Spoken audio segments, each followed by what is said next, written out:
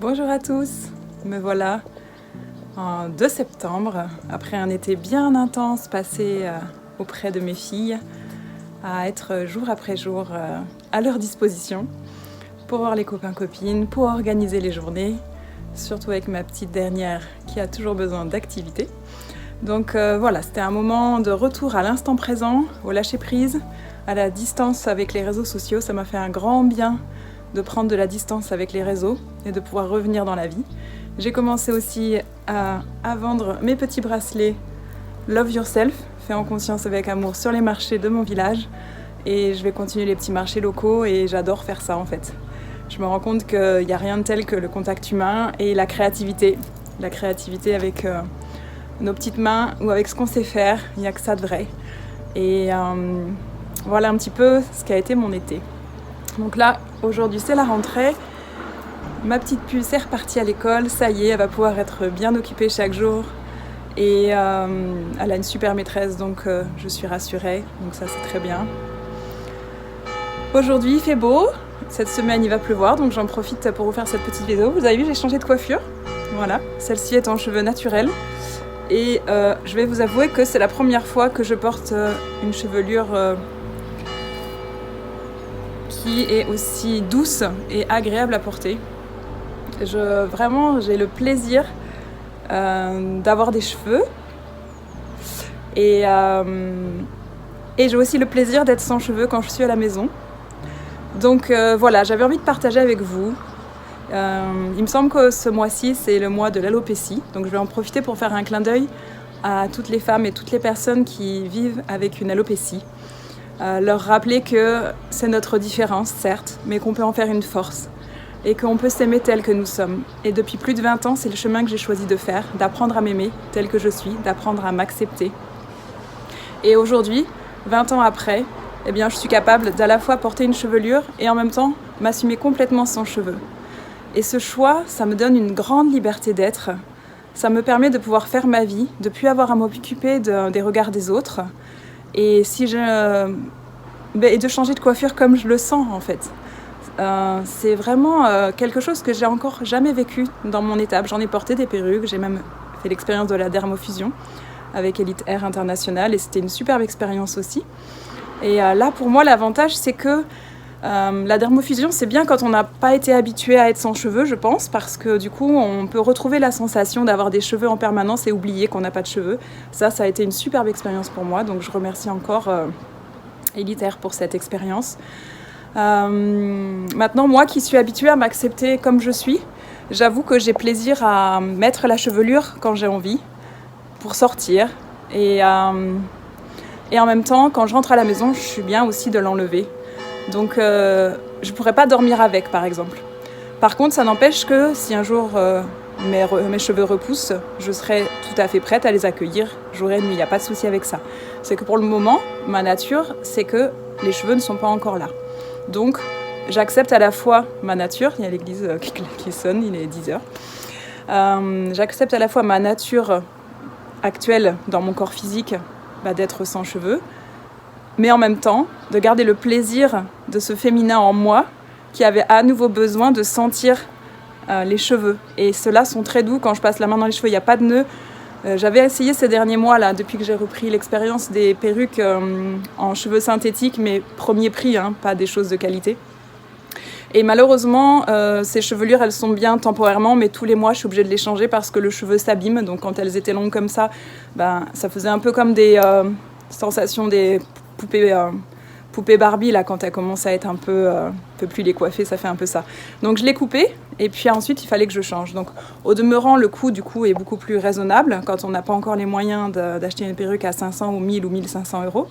Donc ça permet de pouvoir quand même trouver des solutions aujourd'hui. Je trouve que ça a bien évolué par rapport à ça. Et cette chevelure même, c'est pas non plus une chevelure coûteuse, parce que pour le moment, j'ai pas les moyens de m'offrir une chevelure en cheveux naturels qui serait à un prix plus exorbitant. Donc je fais des tests, voilà, je m'amuse, je fais des tests, je vois ce qui marche pas. Et voilà, j'avais vraiment envie de partager que ce chemin d'amour de soi, j'ai appelé Love Yourself, c'est vraiment le partage que je fais aujourd'hui sur les marchés, le partage que je continue de faire à travers mon site, mon association. Et du coup, ces petits bracelets Love Yourself, c'est vraiment un petit rappel que sans cette base d'amour de soi, on ne peut pas vraiment être heureux parce qu'on est toujours en train de chercher à l'extérieur ce qui en fait est à l'intérieur de nous. Et ce message, il m'a fallu du temps pour l'assumer parce que dans une région dite spirituelle, le message de l'amour de soi, c'était quelque chose de pas très intéressant.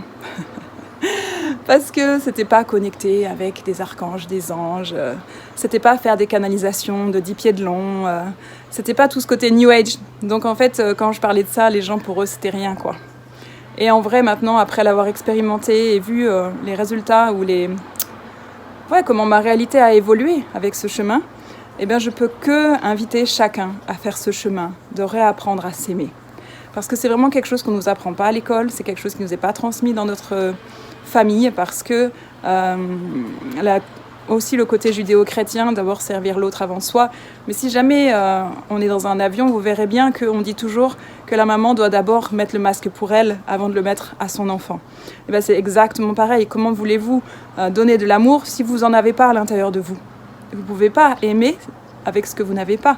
Il faut d'abord remplir notre coupe pour pouvoir ensuite donner et offrir cet amour à ceux qui viennent à nous, à notre famille, à nos proches, et pouvoir prendre les choses avec un autre niveau de conscience que simplement l'instinct de survie, que simplement la réaction liée à nos blessures. Donc voilà, c'est tout ce cheminement d'épuration, de déconditionnement matriciel que j'ai vécu depuis 20 ans et qui fait qu'aujourd'hui, j'ai cette liberté d'être comme je le souhaite, sans me préoccuper du regard des autres. Et en même temps, le petit clin d'œil que finalement, quand je suis dans la rue, je suis comme tout le monde et ça me fait un bien fou.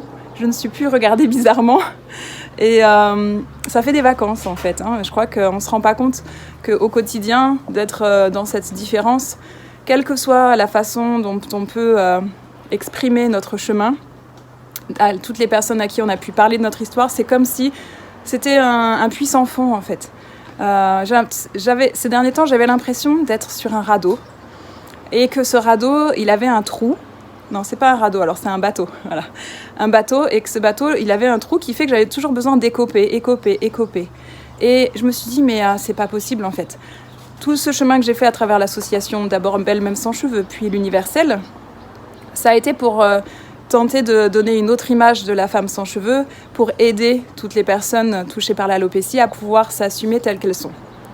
Et du coup, ce que j'ai observé, c'est que malgré tout ce temps que j'ai passé à ça, ces vidéos que j'ai passées pour parler de ça, il y aura toujours des gens qui ne connaîtront pas l'alopécie. Et c'est simplement par ignorance, c'est pas forcément par méchanceté. Mais ce qui fait que nous, dans notre quotidien de femmes qui vivons l'alopécie, ou d'enfants, ou d'hommes, mais les hommes, à la limite, quand ils sont sans cheveux, ils sont plus acceptés que nous, les femmes. Donc là, je vais parler plus des femmes, même si je sais que c'est pas un chemin facile d'acceptation, sans les cheveux. Mais voilà, en tant que femme, je témoigne de ma propre expérience. Donc oui, je peux vous dire que c'est le sentiment d'avoir toujours le sentiment qu'il faut se justifier pour exister tel qu'on est, en expliquant toujours ce qui se passe. Et que si on n'explique pas, beaucoup de personnes font des erreurs d'interprétation et considèrent ça comme un cancer ou comme je ne sais pas quoi. Ou dit dernièrement, comme quelqu'un qui est drogué. Oui, on m'a sorti ça dans le village, j'ai appris ça récemment, j'étais là, ah ouais quand même, ça va loin. Comme une guêpe, merci.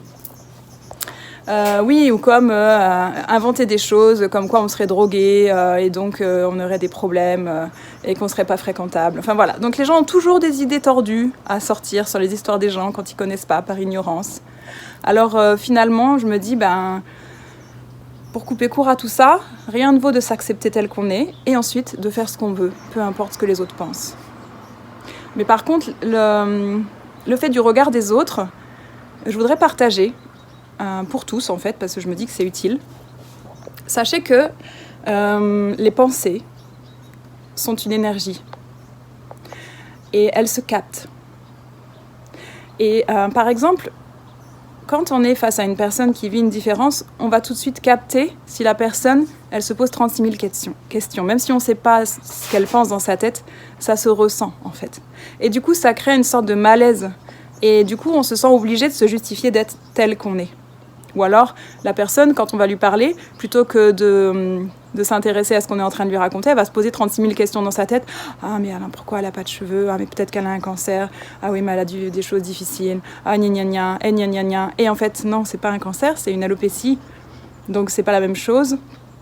Mais effectivement, l'histoire de chacun va résonner avec la personne qu'ils vont voir en face.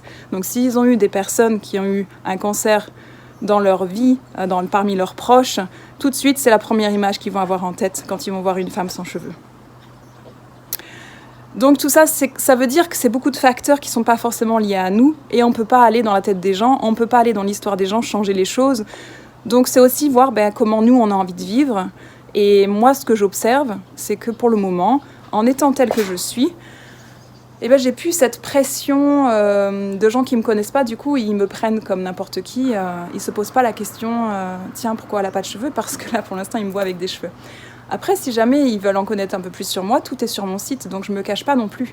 Et je continue à assumer aussi d'être une femme sans cheveux, mais une femme aux 1000 chevelures, où je peux changer de coiffure au gré du vent et au gré de mes envies. J'avais aussi envie de partager cette expérience, il y avait quelque chose que je voulais vous dire, parce que quand même, ça m'a fait traverser beaucoup de choses que j'aurais pas imaginées, dans le bon sens du terme, hein, bien sûr. Et ça me revient pas. Bon, je vais pas faire un trop gros live, j'avais juste envie de faire un petit clin d'œil à l'alopécie, aux personnes touchées par l'alopécie, et leur dire que c'est possible de s'assumer pleinement tel qu'on est, et que le plus important, c'est de faire ce qu'on sent. Si on préfère être sans cheveux, c'est ok de s'assumer sans cheveux. Si on a envie de changer de coiffure et d'avoir les cheveux courts, les cheveux longs, on fait ce qu'on veut en fait, on est libre et on n'est pas malade, on n'est pas handicapé. Et je sais qu'on nous met dans la case handicap pour pouvoir se faire rembourser, mais je voudrais juste rappeler que c'est juste une case, mais c'est pas ce que nous sommes. Parce qu'en fait, c'est comme un égrégore qui vient nous plomber. Un égrégore, c'est des formes pensées, et c'est énergétiquement, ça vient toucher nos corps énergétiques, et du coup, à nouveau, on est victime. Mais en fait, on est victime de rien, d'accord? On est victime de rien ni de personne. Et moi, cette alopécie, pendant 20 ans de ma vie, elle m'a mis en position de victime, en position de malade, en position d'handicapé, parce que les gens, il fallait faire la case handicapé, mais moi, à la limite, je ne me suis pas fait reconnaître. Hein, donc voilà, mais c'est pour dire... Ça crée un handicap. Oui, c'est vrai que j'ai eu des difficultés pour trouver des jobs. C'est pour ça que j'ai créé mes propres activités. Comme ça, je suis libre de faire ce que bon me semble et de collaborer avec des gens qui ont l'intelligence de me prendre comme je suis. Mais je voudrais dire qu'on est victime de rien, ni de personne, quel que soit ce que l'on vit. Même les personnes qui ont un handicap, elles ne sont pas victimes. Elles sont victimes de rien ni de personne. On a des expériences de vie qui sont plus ou moins faciles à vivre, mais ce qu'on est amené à vivre, c'est qu'on est capable de le traverser. Et si on ressort la force de ça, on peut voir avec les Paralympiques aujourd'hui d'ailleurs, que tous ceux qui ont un handicap, ils peuvent quand même devenir champions olympiques. Et ils peuvent quand même aller au bout de leurs rêves. Alors voilà, j'avais envie de faire un petit clin d'œil sur le thème de la victimisation et de se dire que non, nous sommes des êtres souverains. On peut choisir de qu'est-ce qu'on va faire avec ces cartes qui nous ont été données, cette expérience de vie qui nous a été donnée de vivre pour pouvoir être nous-mêmes, pour pouvoir approfondir cet amour de nous-mêmes et se dire, bah oui, finalement, même si j'ai ce handicap, même si je vis avec cette différence, c'est moi. Et je suis comme ça dans cette vie-là et c'est ok. Et on me prend comme je suis. Et ceux qui ne sont pas contents, ils passent leur chemin, tout simplement. Voilà, bon, allez, je vais vous laisser pour aujourd'hui. J'avais envie de faire un petit clin d'œil pour dire que je suis toujours là, que j'étais très prise dans mon quotidien de maman, que je vais commencer à avoir à nouveau du temps pour moi, que j'ai créé aussi ma boutique en ligne, ça y est, sur SumUp. Donc je suis en train d'ajouter les bracelets petit à petit. Je mettrai ça en ligne sous la vidéo. Et voilà, d'ici là, je vous souhaite que le meilleur, je vous souhaite une merveilleuse rentrée, prenez soin de vous, n'oubliez pas que nous sommes tous créateurs de nos réalités et qu'en modifiant notre façon de penser, ça peut modifier notre réalité. Je vous embrasse bien fort et je vous dis à très bientôt.